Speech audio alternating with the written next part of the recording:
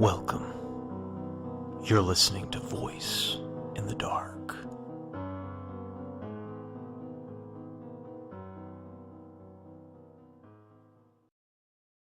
Bait Car by Saint Entropy. Nearly 2,000 cars are stolen in the United States every day. A lone man crept up to number 87 in the wee hours of the morning, a sleek sports car left in the alley behind a strip mall.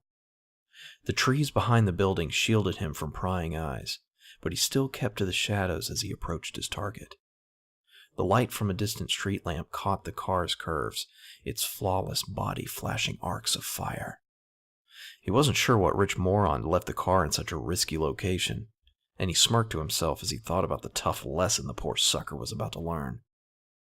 He shoved his hands deep in his pockets, his cautious eyes scanning the alley for movement as he sauntered alongside the door. He held his breath as he slipped his fingers under the handle, preparing to run at the first gasp of an alarm. The click of the lifting handle seemed to echo in the quiet of the night, but the car was otherwise silent. He slowly let his breath out, the air whistling between his slightly parted lips, and smiled in relief. The door swung outward on quiet hinges, welcoming him to the lavish interior.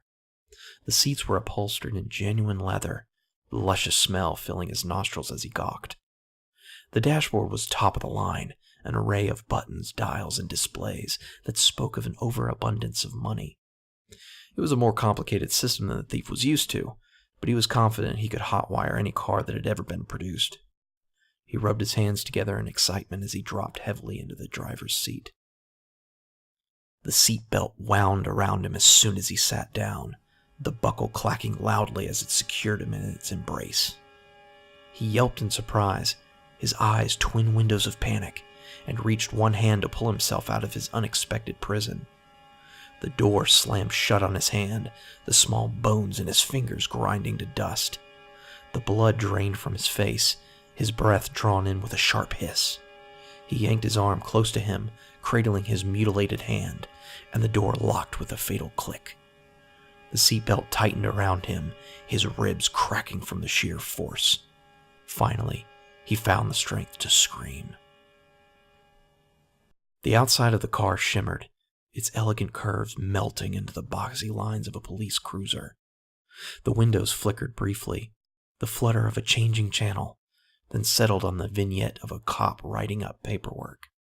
In the back seat, a raving suspect could be seen thrashing in handcuffs, the perfect cover for the prey fighting deep within its belly. A careful observer might have noticed that the force didn't seem to originate from the struggling man, but there was no one to scrutinize its imperfect camouflage. The alley remained silent, and the car ate its meal in peace.